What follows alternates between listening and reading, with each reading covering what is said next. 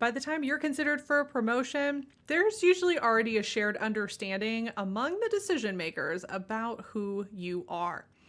That understanding is developed long before any type of formal conversation has taken place.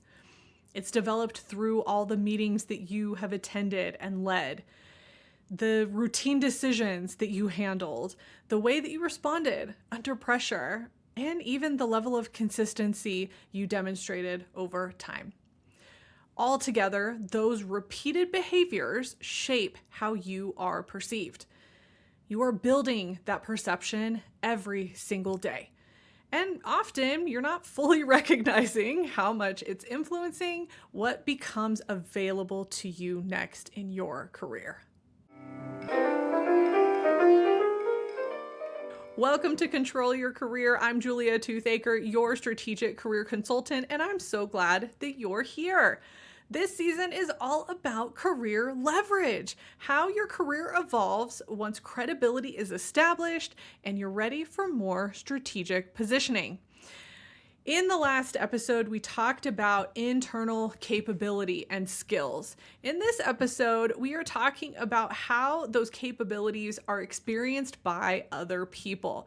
We are going to look at reputation, how it forms, where it can be misrepresented, and what it looks like to manage it without becoming performative. We all know those people. Yeah, let's get into it. So how does reputation actually form? This is a really interesting conversation to have because I think that reputation can be formed in many ways. But one of the main ways that reputation is formed is through repeated behavior. People understand patterns. They understand when they see you doing the same thing over and over again, even if it's just slightly different. That is what creates a level of trust, and then that moves into the reputation that is formed. So anytime that somebody notices patterns about your behavior within work, they are coming to conclusions about who they believe you to be as a professional. And there's a lot to be said about what truly forms your reputation. I think some people would argue that there are certain moments that form your reputation. And I think for some people that's true. I think when there are really big wins that we have in an organization or a really good strategic conversation that we have, I think that that can help build your reputation, but usually there are multiple factors that are coming into it. And so people, again, are recognizing patterns. They're recognizing what you're bringing to the table and the experience that you have to build on that reputation. I think that there was a time where intelligence built trust. And I think in a lot of organizations and certain sectors, that is absolutely true. Your level of knowledge is absolutely going to drive your reputation. I see that a lot in, higher education. The more intelligent you are, the better, professorship you get and more people listen to you, right? But that's not always the case for most people. I think for a lot of people, their reputation builds more because of trust, and it builds because of those patterns. It builds because of those consistent ways that they treat people or how they follow through in the work that they do. There's a lot of things that shape our reputation, but I think that that consistency in many ways will work in most people's favor over intelligence. But again, doesn't mean intelligence wouldn't play a factor. For many people, understanding how to work within tension and change, that can build a reputation very quickly. We talked about that a couple of episodes ago. The ability to step into a situation and command whatever is going on, not in an arrogant way, but just being able to make decisions, quickly step in, do all of that. It can absolutely build your reputation. And yes, routine work is good. The day-to-day is really good. But I think the people that are able to step in under crisis, they're the ones where their reputation is going to compound very quickly because they're able to step in a crisis and do really good work. And then these days, your reputation is built by your online presence. There are positives and negatives to this. There are a lot of people who use outlets like LinkedIn, but there are other social media sites to build their professional presence. And some have been very successful with it, and it works really well for them. Some people use social media in other ways. They use it for a side hustle. They use it to complain. They use it for whatever they want to. What has to be understood here is your reputation is going to build on whatever you put out into the world. Whether that's positive or negative, somebody is going to look at your social media online presence if they find it, and they are going to make a judgment of you. And so you have to understand what you are putting out into the world and the potential negative or positive impact that can have on you. So we definitely want to think about our online presence and what that means. I know a lot of people want to be very free with what they talk about, and that is 100% your choice, but you have to understand that there can be potential impacts to that, and it might be negative when it comes to your career.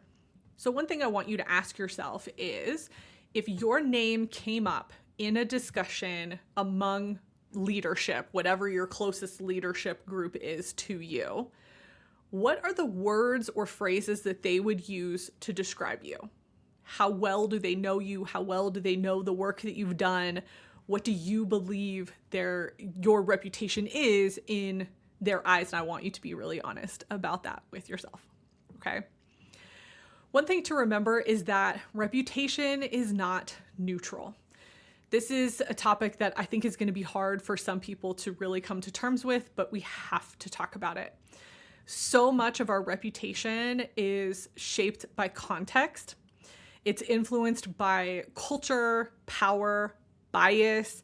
You've heard me talk about this on past episodes. I've had experts on to talk about this. It doesn't mean that you can't control what's going on, but sometimes people come with their own understandings, their own biases toward you because you represent something to them. It's not good or bad. It just is. It can be bad, but it can be good. And so we have to understand what that is in the situation that you are in. When we think about reputation, a lot of times we think about communication. And one of the examples of bias in communication that I think is very prevalent, and not only have I dealt with it in my career, but I've worked with a lot of clients who have dealt with it, is how communication is interpreted between people. I am somebody who is a very direct communicator. I am also a female. In certain environments, that was taken very negatively. People saw me as aggressive. They felt like I was not a team player because I was being direct and I was holding people accountable to things. In that particular environment, those people did see me as aggressive. Was I aggressive? I did not believe I was being aggressive, but that culture said that I was. When I switched into a different culture and communicated the same way, it was praised. It was something that actually worked to my advantage in terms of my leverage within the organization. And I was able to do more things because people appreciated how direct I was and how I didn't sugarcoat everything in terms of my communication. So you want to think about that in the context of your situation. If you communicate a certain way and somebody else communicates the same way, are you both getting the same feedback? I would imagine for many people, you're not. Sometimes that can be different. And that's part of the bias that we're talking about here, that your reputation might be that people see you as a female and aggressive, even though they see a male who spoke the same way and they see him as a leader. And I know some of you are going to roll your eyes and say, Julia, like, that's not really a thing. It absolutely is a thing. It absolutely is a thing. I have dealt with it. My clients deal with it. And so these are the things that when we're talking about reputation, sometimes we don't always have control. Could I have changed the way that I said things? Sure. But honestly, in most spaces, it wouldn't have mattered. In that environment, I'm almost 6 feet tall. I'm 5'11". I'm a female. I'm not a small person. So my presence already in a room influences my reputation because people see me a certain way. And then I open my mouth and I sound a certain way to them, and that's how they're going to view me. So we have to think about how we are reflected by other people. I am very aware of that. I know what I look like in rooms. Doesn't mean I like it, but I've been on the receiving end of it and I understand. All right. Think about the difference between an introvert and an extrovert in a meeting. Introverts tend to be more quiet. They take in more information. Extroverts tend to speak first. There's no right or wrong there. It doesn't mean that one is disengaged and what one isn't.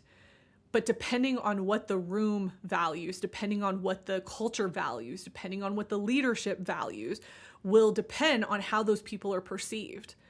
So often introverts are perceived as disconnected because they take time to think through what's going on, or they were not given the information ahead of time where they could have thought through things in a different way. And so it takes them time to actually warm up to what is going on in the situation. Now, that is sometimes to their detriment because there are people who preference extroversion, who see what's going on, they make connections quickly, and they respond. So there's positives and negatives to all of that. Somebody who's an extrovert, they might respond too quickly without thinking about the alternatives and thinking about how it's going to impact. So it's not right or wrong. It's not this one's better, this one's worse, but it's understanding when you walk into situations, your reputation is going to be shaped partially by who you are and how you show up and what the culture and the leadership respond to. I know when it comes to ambition, in some cultures, ambition is seen as something that is a positive and it positively impacts your reputation. In other cultures, some that I have been a part of, ambition is not rewarded. Ambition is seen as a negative. It's seen as, why are you pushing on this? Just be happy for what you have, right? And so a lot of times reputation can be impacted because we're not in the right spaces to appreciate who we are, and then it negatively impacts our reputation. And then, of course, I have to say the obvious: gender, race, age, your accent, sometimes your background, your religion, your political affiliation, all of these things can influence how you are perceived in the workplace and can influence your reputation, sometimes in a positive way and sometimes in a negative way. So you have to understand, what is that in the organization that you're in? What is that with the leadership? And for some of you, that's a hard conversation to have because you know that there's bias there that's illegal. You know that there's bias where there shouldn't be bias. And so I'm not going to go into all the ins and outs of how to detect that. I have an episode where we talk about that a little bit deeper, but you have to understand your reality and how that is going to influence and how it has influenced your reputation. For some of you, you need to leave. You need to be in a different organization. You need to be with a different leader that appreciates what you bring to the table and doesn't hold things against you that you likely cannot control. All right? Organizational culture is huge. It's going to reward what it rewards. And so the more that you understand that and you understand the positioning that gets rewarded within the organization, the better that you're going to be able to succeed or fail within that organization. And I hate to say that. I wish that things were a little bit more fair, but they're not. People have perceptions and your reputation is built around that. Okay. So what are some things that we can reflect on for this? Because I know, again, this is a touchy subject and some of you are just thinking about it for the first time. Some of you have been living it for a long time and you know exactly what I'm talking about. So some questions to reflect on. Is feedback you've received consistent across different managers, or does it vary depending on who's evaluating you? So if you're receiving consistent feedback, then chances are that's pretty clear what your reputation is. If it's been different, then there might be some other external factors influencing your reputation, and that you have to deal with that with the specific manager.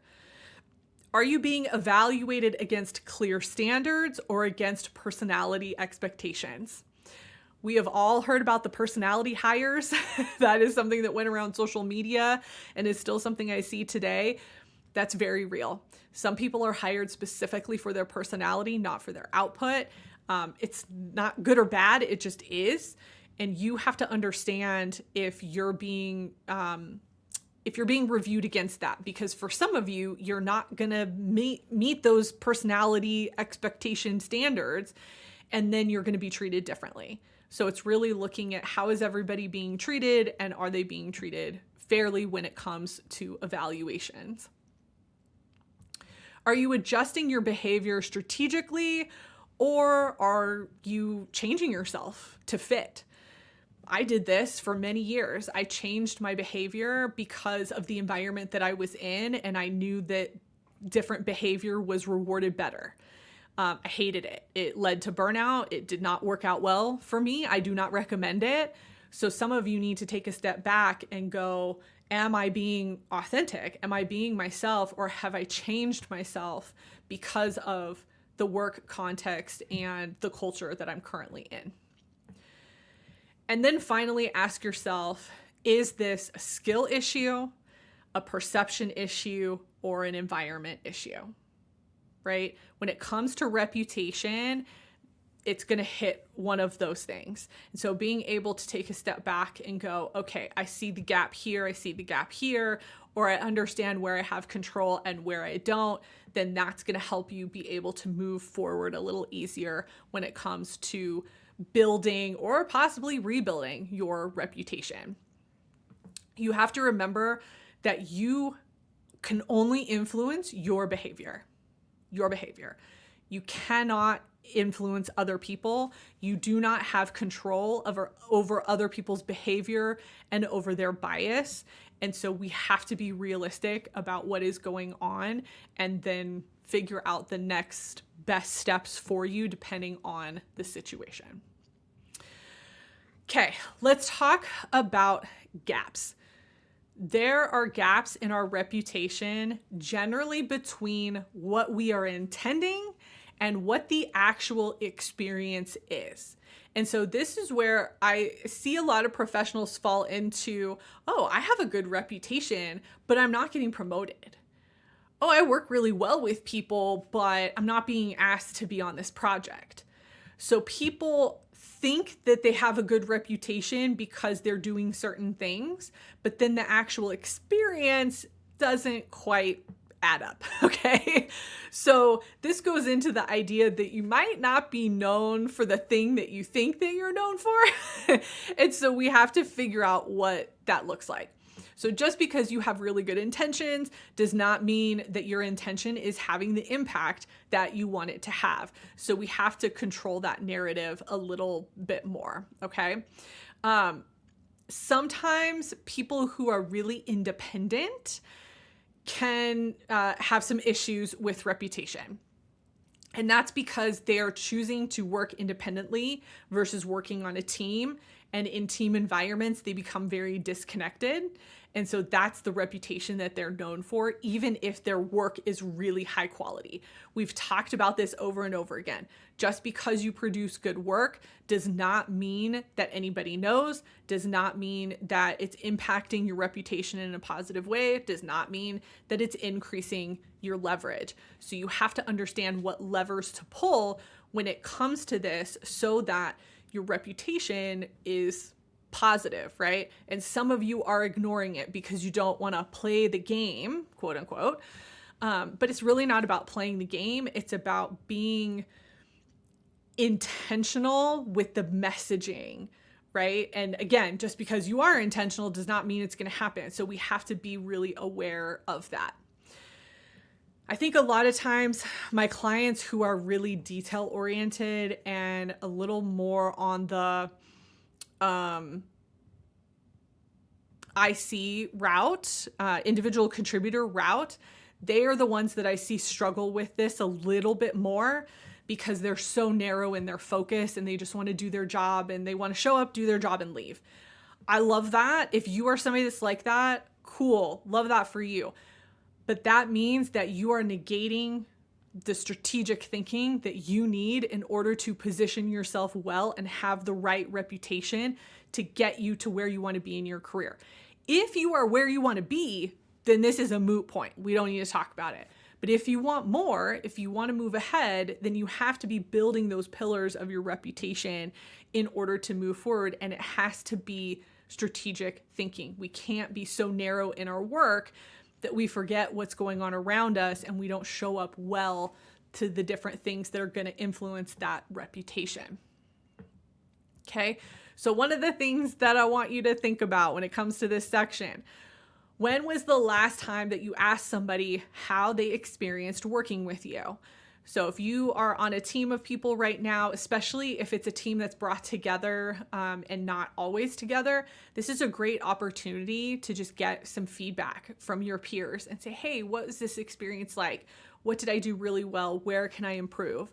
You know, some people will answer it, some people won't, but at least you're putting yourself out there and trying to understand how people are viewing you and your reputation in the organization. Okay, our reputation can be internal to the organization, but it is also external, and we have to be aware of both. And I will tell you, I see so many people that have an amazing external reputation because they've built that really, really well and really strategically, and their internal reputation is garbage, okay? And so I want you to be aware of that for yourself because that might be a gap that you have in terms of your intention and what's actually being experienced. So one thing I want you to think about, your internal reputation. So this is within your organization. This is going to impact promotions, stretch assignments, and then just that informal influence that we have where we're brought into strategic conversations, right? And so if you're not getting any of those things, then we have to look at your internal reputation and what is going on and how can we build that a little bit more. Now, some organizations don't have space for you to do any of those things. And so you need to understand that as well. This is part of your realistic reality of understanding what's possible in your organization, in your position, and with the manager that you have. For some of you, it's really locked in. This isn't the place for you to grow, and you know that. And so then you take steps to leave if that's what you want to do, or you're fine with what you're doing and you stay there. So external reputation is going to impact recruiter outreach. I know some of you think that that doesn't happen, but it does. Recruiters absolutely will scour places like LinkedIn to find people to bring into their organization or to interview. So you want to have an external reputation that allows for that. For most people, it's going to be LinkedIn. And I know some of you hate that, but it just is what it is.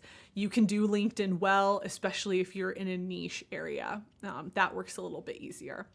Speaking opportunities. So are you being asked to speak? Are you doing podcasts? Are you on panels? Are you asked to do industry events? This is when you know that you have a really strong external reputation. And sometimes your reputation is tied to your title or your organization. And you know what? Take that. Take that and run with it. If you have a really well-known organization behind you, then leverage that as much as you can and be the person externally that they want to connect with, whether you're at that organization or not. So definitely pull that lever of influence when you can. Your external reputation can also influence client work. So depending on the type of work that you do, you might get clients that come to you because of something that you have done externally. I know for me, being a business owner, that matters. Anytime that I do things externally, there is potential for people to see me and want to work with me. And so I have to be really cognizant of that external reputation. And then I think more important than anything else is your industry credibility. So those of you who are really strategic about being part of professional associations and just groups related to your industry, your function, whatever it might be, I think those are the people that have external reputation leveraged really, really well. And you can start this early in your career, which I recommend. But that's a lot of times where I see opportunities come from as well, because you are showing people who you are outside of your organization. And I've seen a lot of situations. I saw this earlier in my career in higher education where people hated their jobs. They hated their jobs. They hated where they were at. And they used these external opportunities and these industry events to help build their credibility so that they could get out in a way that wasn't them quitting because they hated the job, because the field was so small and they didn't want to have that negative reputation. So I think leveraging the industry, the external connections, any events that you can go to, I think is something that really helps build that external reputation in a really intentional way that is also going to influence the experience that people have for you. I think one thing to think about is if you do not have a strong internal credibility and combine that with some external presence, you're not going to be able to move up. So it almost has to be a both and. And for some of you, the internal credibility is the best within your organization. But if you also want to move outside of that organization, you have to have a good combination of both, because you have to have people that understand what you do, that are talking about you when you're not in the room. Okay. This is all about visibility. If you are not being visible, people don't know you, they can't trust you. So it's really bringing all of these components together so that you're building a really strong reputation internally, if that's what you want to do, and then externally as well. So I want you to reflect for me on your current internal and external reputations. So does your external presence reflect the level of capability that you are actually operating at internally, and vice versa? Okay. So we need to understand where we are at. Some of us have a really good external image and a poor internal image. So often I see people who have a really strong external image and a poor internal image, and it works out well if they want to leave, but if they're trying to promote within their organization, they question why. And then I have people who have a really strong internal reputation, and so they do really well at one organization, but that's all they focus on. They don't focus on the external reputation. So if they get to a point where they want to leave or something happens, they're let go, whatever it might be, they don't have the external reputation to help them with that transition. So you really do have to be thinking about both, and what does that look like for you in your career right now. Okay. One thing about managing your reputation is it is really about clarity. I cannot stress that enough. Your reputation is about clarity and then also consistency. So what are you known for? There are a lot of things that I could be known for in my business, in my career, in my reputation.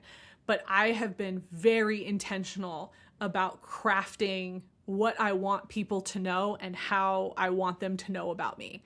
And now I'm doubling down on that with a book. And so that is really who I'm going to be known as once that book comes out. And so that's something that I have been curating for years so that I can tell people this is who I am. And then when they go to my social media, when they go to my website, they see it reinforced so they're not questioning. So clarity and consistency is part of how you are going to manage your reputation well. Okay, so let's break that down a little bit more. What do you want to be known for? You know, I started my career in graphic design, communication, and marketing. And that's part of how I got my first career coaching job, because I had a dual position. But then when I switched into my next position, I really minimized all of that work because I didn't want to be known for that anymore. So where I leveraged it for one position, I took it out for another position and really minimized it. So you have to decide, what do you want to be known for? This is something that I got to put a little plug in here.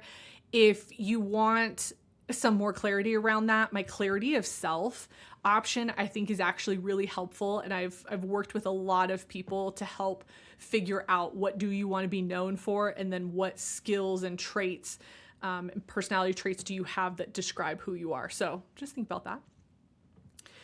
So in order to kind of decide what you want to be known for, it's helpful to identify what you are currently known for.